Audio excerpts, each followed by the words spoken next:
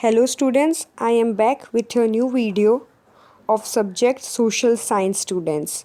So students, we will discussing about the chapter that what is around us. Right students? So we have completed the first part of the chapter 2 what is around us. And we have discussed the two topic that was lithosphere and the hydrosphere. Lithosphere was the solid part and the hydrosphere was the aquatic watery part, means liquid part students.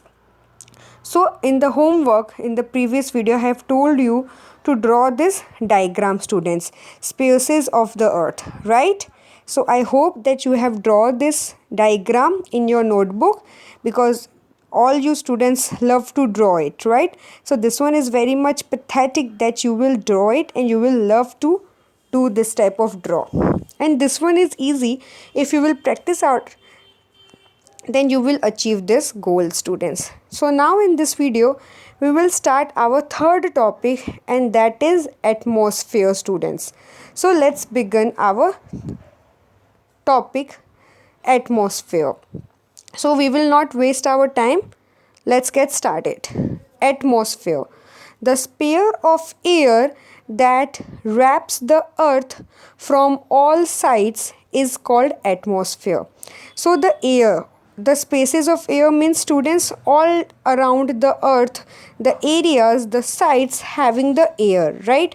So those air is called atmosphere. वो जो air होते हैं पूरे all over the earth के ऊपर जितने भी spaces है उसमें जो भी एयर ट्रांजैक्शंस जो भी एयर ट्रांसमिट्स है that's all are atmosphere and it extends approximately up to 1600 kilometre from the surface of earth means ये अर्थ के सरफेस में 1600 किलोमीटर फार तक फैला हुआ है. ये कितने किलोमीटर 1600 किलोमीटर तक students. It can not be seen clearly with the naked I like lithosphere and hydrosphere. ये जिस तरह हम लोग लिथोस्फेयर और hydrosphere means the solid and the liquid part को हम लोग देख सकते हैं अपने आँखों से, वैसे हम लोग एटमॉस्फेयर को नहीं देख सकते students. We just feel it out that how that environment or atmosphere is it. The atmosphere is composed of various gases. This whole atmosphere have been composed of various gases and water vapor, dust particles, smoke, salt, microorganism and etc. means these all are gaseous substances. ये जितने भी gaseous substances है वो सारे atmosphere में आते हैं students. Atmosphere is colorless, odorless and transparent. Solid, liquid and gaseous elements are included in the atmosphere.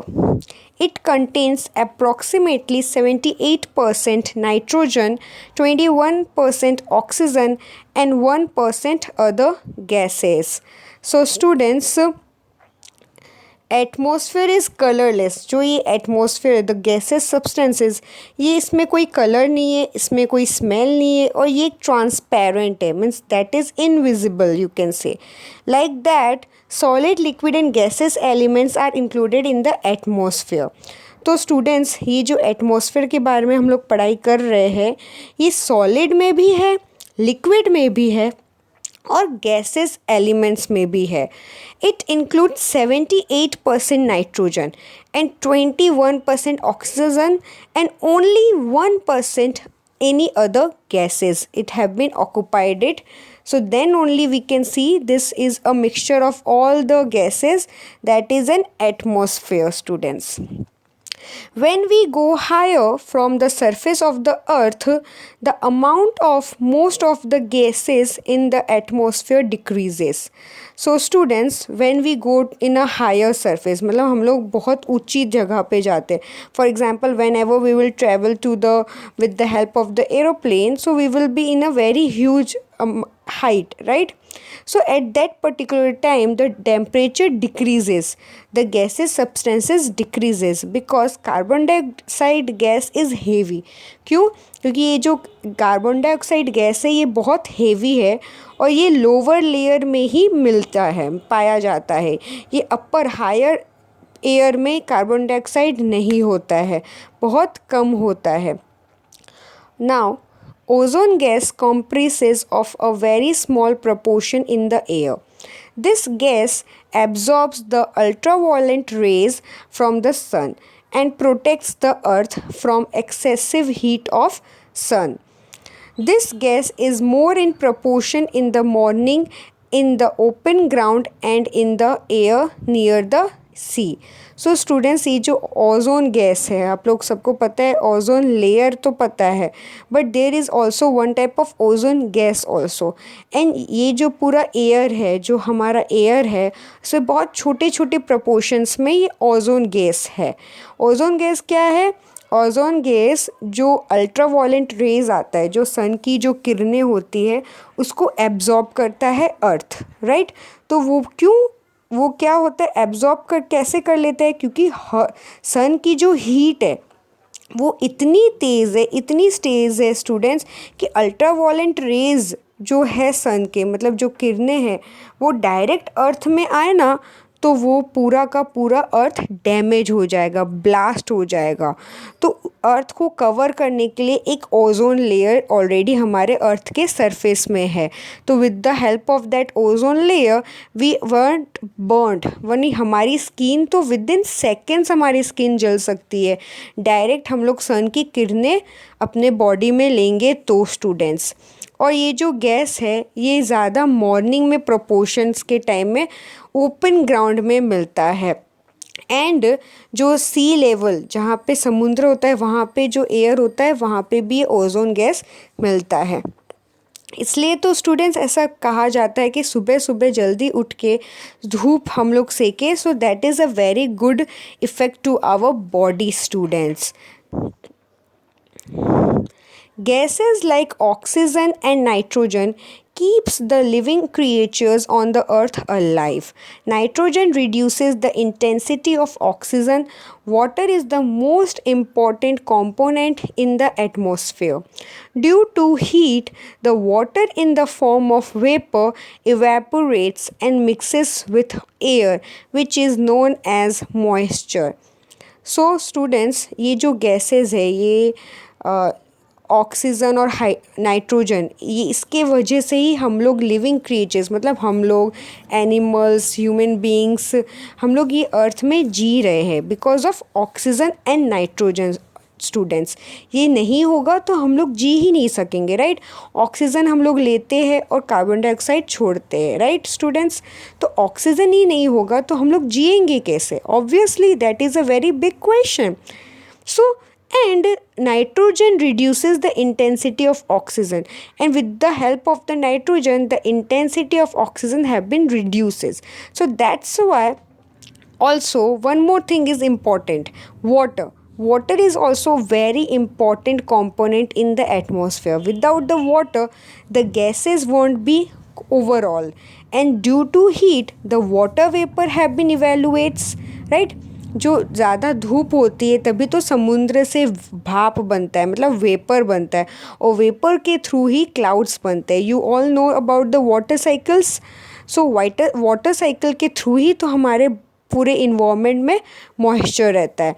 And these whole process of cooling of vapour, मतलब जो वेपर होता है उसको ठंडा करने का जो ये प्रोसेस होता है उसको क्या बोलते हैं हम लोग? कंडेंसेशन. आप लोग ने ये बहुत छोटे मीन्स 6 to 5 में ये पढ़ा होगा. Evaporation, condensation, water cycle. And students, this is a very major part because when you will go to class 9 also and when you will go to class 10 also you will read about all these facts. Various forms of moisture like dew, fog, clouds and precipitation are due to condensation. The effect of atmosphere is seen on human beings in every aspect of life, such as in their food habits, clothing, habit, color, and economic activities, etc. So students, there are various type of moisture, like we all know dew, fog. हम लोग जैसे ठंडी के time में सुबह सुबह उठते हैं तो ओस होता है ना, तो वो ओस, वो उसको ड्यू, फॉग, क्लाउड्स एंड ये सब चीज़ें किसके थ्रू होता है स्टूडेंट्स? कंडेंसेशन के थ्रू ही ये सब चीज़ें होती है students. Without condensation we won't be do it. So that is the process of condensation, and this one is the process of condensation students. The effect of atmosphere in human, मतलब हमारे human beings में जो atmosphere का effects है ये बहुत ज़्यादा impact देता है, मतलब बहुत ज़्यादा असर होता है, क्योंकि हमारी जो फूड हैबिट्स होती है, क्लोथिंग होती है हैबिट्स, देन हमारे कलर हैबिट्स होती है, इकोनॉमिक एक्टिविटीज़, ऐसे बहुत सारी एक्टिविटीज़ है जो हम लोग ह्यूमंस करते हैं, तो वो सब चीज़ों में ज़्यादा बेनिफिट होता है हमें students. Okay. Many dust particles are seen in the atmosphere. Spreading of sun rays are visible due to these particles. It is due to dust particles that it does not suddenly turn dark after the sunset, and it does not suddenly turn bright after the sunrise. The sunrise are reflected back with the help of these dust particles on the surface of the earth, and we receive the light of the sun. We are able to listen to the sounds due to the presence of atmosphere. That is why radio and Doordarshan telecast is possible. So students, there are many particles in the atmosphere. हमारा जो atmosphere है उसमें बहुत सारे particles हैं, जिसके जो सन rays आते हैं, जो किरणें होती है सन रेज़ की, धूप जो होती है, उसमें भी बहुत सारे विजिबल पार्टिकल्स होते हैं जो हम लोग देख सकते हैं, बट बहुत ही छोटे होते हैं वो एक्चुअली देखें तो. And sometimes it turn black, it turns dark when after the sunset. जो पार्टिकल्स होते हैं, डस्ट पार्टिकल्स, जब सन सेट हो जाता है तब वो डस्ट पार्टिकल्स डार्क हो जाते हैं. ये जो डस्ट पार्टिकल्स होते हैं वो डार्क हो जाते हैं जब सन ढल जाता है. एंड जब सन राइज होता है स्टूडेंट्स, तब it does not suddenly turn black, मतलब वो अचानक से ब्राइट नहीं होता है, उसे टाइम लगता है. किसको स्टूडेंट्स? डस्ट पार्टिकल्स को टाइम लगता है students. Okay.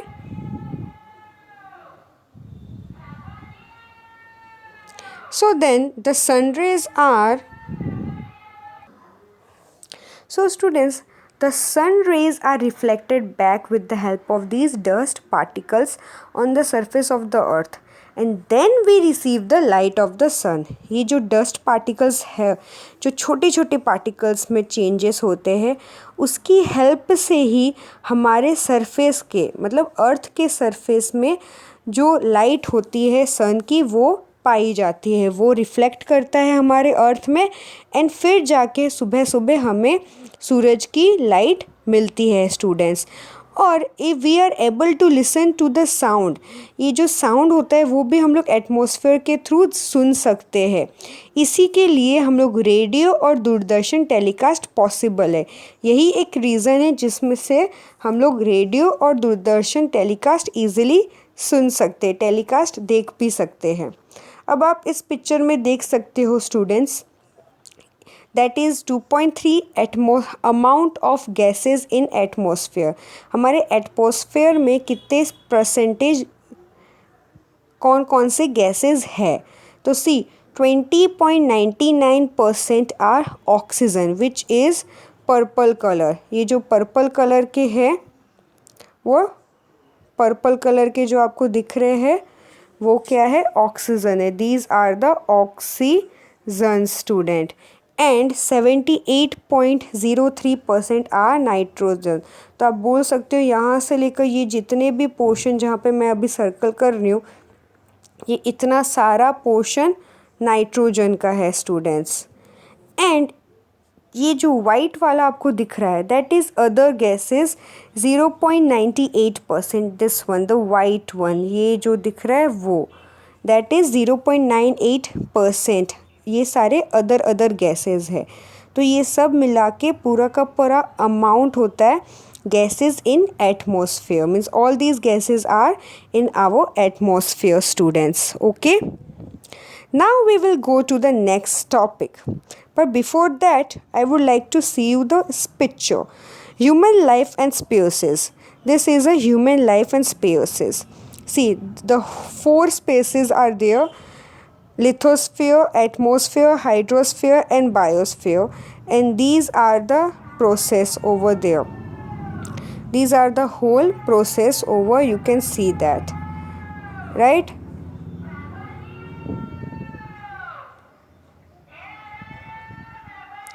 Okay, students.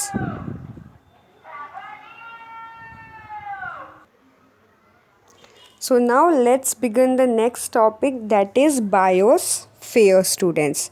The part of lithosphere, hydrosphere and atmosphere where the living world exists is known as biosphere. So students, ये जो हमने बात की पहले 3 पार्ट्स की, that is lithosphere, hydrosphere and atmosphere, ये 3 मेजर पार्ट्स है जिसको मिल के हम लोग बोल सकते हैं that is biosphere, students. Biosphere is one of the important spaces on earth. Earth में सबसे इम्पॉर्टेंट स्पेसेस बायोस्फीयर ही है. Earth is the only planet in the solar system having biosphere. Biosphere includes vegetation, animals, insects and human beings. So ये जो आप देख रहे हो biosphere, ये सिर्फ अर्थ में ही ये बायोस्फीयर मिला जाता है, पाया जाता है, और कहीं पे भी ये बायोस्फीयर है ही नहीं, students. So we can see that this biosphere is very having an important on these. ये जो बायोस्फीयर है उसमें क्या क्या है? वेजिटेशन है, animal, insects and obviously us human beings. ये इसमें क्या होता है? फूड होते हैं और नेसेसरी थिंग्स भी पाए जाते हैं जिससे बायोस्फीयर से हमें मिलते हैं, जैसे कि वेजिटेशन है, animals, insects, plants, human thing, everything. And we can not live without vegetation and animals. मतलब इसके बगैर हम लोग रह ही नहीं सकते हैं, स्टूडेंट्स. तो ये जो बायोस्फीयर है वो 2 चीज़ों में डिवाइडेड है, स्टूडेंट्स. एक तो नॉन लिविंग और एक living. So non-living and living lithosphere, hydrosphere and atmosphere. From the non-living part, while plants, animals and microorganisms including the living world. तो living world में क्या क्या आता है? प्लांट्स, एनिमल्स, माइक्रो ऑर्गेनिज्म, ये सारे लिविंग वर्ड्स में आते हैं. और नॉन लिविंग में क्या आता है? Lithosphere, hydrosphere and atmosphere, because they doesn't have any life, right? पानी, हवा, सॉलिड, ये सब चीज़ों में तो कोई लाइफ है ही नहीं. So that's why that is non living. Okay students, understood it about this one is the very easiest one. सबसे ईजीएस्ट तो मुझे बायोस्फीयर ही लगा, क्योंकि बायोस्फीयर क्या है? तीनों का मिक्सचर है, right? Now we will see this one. If man harms the earth by his activity, then do you think it will affect these phases? Yeah, that will affect, obviously affect it. See, आप ये देख सकते हो पूरा natural, man-made, components of biosphere, living, people and non-living. So components of biosphere, biosphere के components के बारे में बताया गया है. पहले ये natural है, फिर क्या मैन मेड है, then non living, then people and this one is the living one. जो हम लोग जी रहे हैं उनको लिविंग वन बोलते हैं, स्टूडेंट्स. ओके, सो ये पूरा आप इसको देख सकते हो. जिसके पास टेक्स्ट बुक है वो भी इसको इजीली देख सकते हैं, students. Okay, now we will go to the last one. Effect of human activities on species. Human लोगों के एक्टिविटीज़ क्या है उसके बारे में बात होगी. ओके स्टूडेंट्स, आप इस पिक्चर में देख सकते हो इजीली कि यहाँ पे इसमें खेती कर रहे हैं, right? These are the farmers, वो खेती कर रहे हैं and they are growing the crops. And over here they are the industry and this one is the water. So there is industry also, they are growing the crops also, and there is water.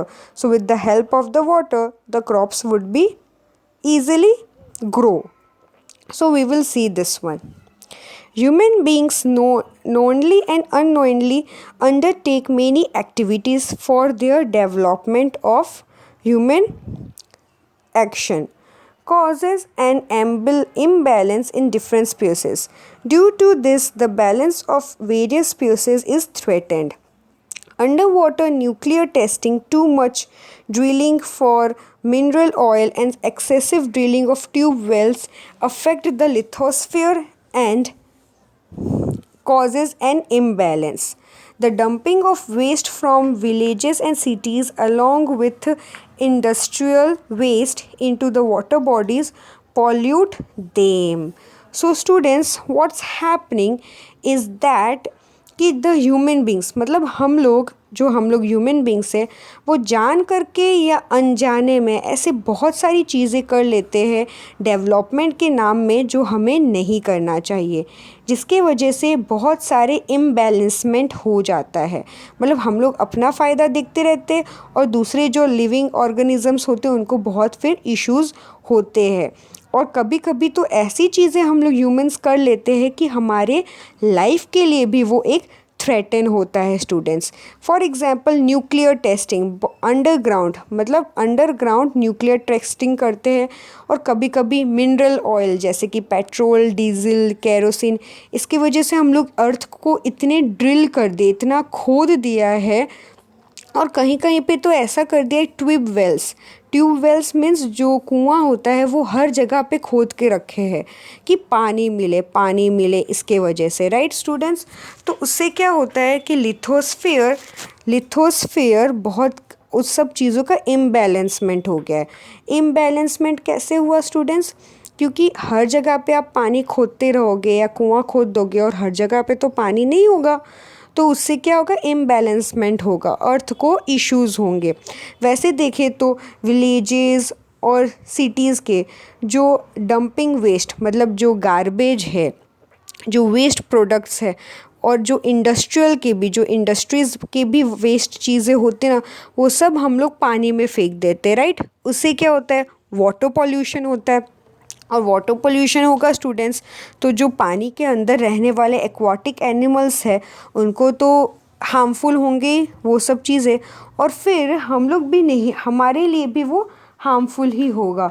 क्यों? क्योंकि हमारे लिए भी तो पानी, पीने का पानी फिर बचेगा ही नहीं, क्योंकि सारा पानी हम लोग पीने का ख़राब कर देंगे तो, right, obviously that would be happen. The polar caps have started melting due to increasing heat. The oil spills from ship and disposal of industrial and chemical waste into the water causes the destruction of marine life, which is highly dangerous for the hydrosphere. Harmful gases emitted by industries, workshops, power stations, and vehicles pollute air. The areas with the higher frequency of vehicles show increasing rate of carbon monoxide in the air. The amount of CO2 in the air increases due to the cutting of trees. Heat on the earth increases due to increase in CO2 in air. In this way, human activities affect the biosphere. So students, आपको ये पता होगा कि हमारे जो सूरज का जो temperature है वो दिनों दिन बढ़ते जा रहा है। तो दिनों दिन वो टेम्परेचर बढ़ते जाएगा तो जो भी पोलर कैप्स है, जो ग्लेशियर्स है, वो सारे मेल्ट होने जाएंगे। तो we all know that 99% and within above that only in our earth there are water, right. मैंने आपको हाइड्रोस्फीयर में ही वो बात बताई थी। तो अब वो हीट बढ़ेगा तो ऑब्वियसली वो ग्लेशियर्स का पानी बढ़ जाएगा हीट की वजह से, राइट। और उसके बाद क्या होगा, जो बर्फ़ है वो पिघलने लग जाएंगे, और पिघलने लगेंगे तो वाटर क्वांटिटी ज़्यादा हो जाएगी और लैंड कम होते जाएंगे। तो वो भी एक मेजर प्रॉब्लम है हमारे लिए। और फिर जो भी वेस्ट प्रोडक्ट्स है, इंडस्ट्रीज़ के वेस्ट प्रोडक्ट्स, वो सारे हम लोग पानी में फेंक देते हैं, राइट। तो वो जो मरीन लाइफ है, जो पानी के अंदर एक्वाटिक एनिमल्स है, उनको तो बहुत ज़्यादा डेंजरस है। और हाइड्रोस्फीयर मतलब लिक्विड कंपोनेंट्स के लिए भी वो चीज़ बहुत हार्मफुल है, as well as the gases, the harmful gases which have been completed coming up from the industries and very much from the vehicles, and they pollute air, right? Polluted the air, and that's the reason our ozone layer having a hole. इसके polluted air के वजह से ही हमारे ozone layer में एक whole, बहुत सारे whole हो चुके हैं, एंड उसी के वजह से हमारे अर्थ में सन की टेम्परेचर बढ़ती जा रही है स्टूडेंट्स. एंड व्हीकल्स के थ्रू हमारे एयर में क्या आता है, कार्बन मोनोऑक्साइड, और वो तो बहुत ज़्यादा हार्मफुल है हमारे इन्वायरमेंट के लिए. और जो अमाउंट है CO2 हमारे एयर में, वो इंक्रीज़ होते जा रहे हैं. क्यों? क्योंकि हम लोग ट्रीज़ को कट करते जा रहे हैं. Trees gives us oxygen, and oxygen we reduces, right. हम लोग एक्सेल क्या करते हैं, कार्बन डाइऑक्साइड एक्सेल करते हैं, और वो ट्रीज़ ले लेते हैं. और अभी ऐसा हो गया स्टूडेंट्स कि CO2 मीन्स कार्बन डाइऑक्साइड इतना ज़्यादा हो चुका है. क्यों हो चुका है? क्योंकि ट्रीज़ नहीं है, हम लोग ट्रीज़ को कट करते जा रहे हैं. एंड इसी की वजह से जो अर्थ का हीट है वो बढ़ते जा रहा है दिनों दिन, because CO2 is in air. पूरे एयर में CO2 ही है, that's why. And this all are the facts that have been coming up, human activities fact from the biosphere, students. The nurturing links of nature are in danger due to the exploitation of environment which endangers the biosphere. So students, हम लोग सब एक दूसरे से connected है.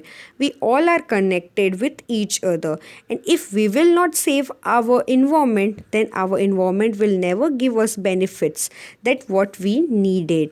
सो we should have to definitely acquire the and we have to acquire and protect the environment, and we should be blessed that whatever we have it in our environment, students, right?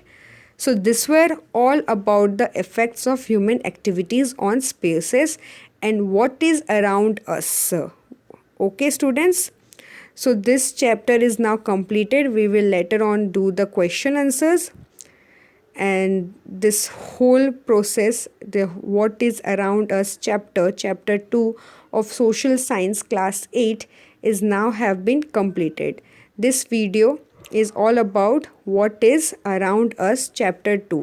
So our chapter 2 is now completed, students. So I hope that you have no doubts, and if you have any doubts, so you just ask me in the comment below section. Okay students, so till there I will see you in the next video with the social science subject chapter 3. What is that? Government. That is ethics. That would be the ethics one. So I will see you in the next video with the Indian Constitution chapter 3, students. Okay, so till there, bye bye and have a nice day, students. Stay home, stay safe.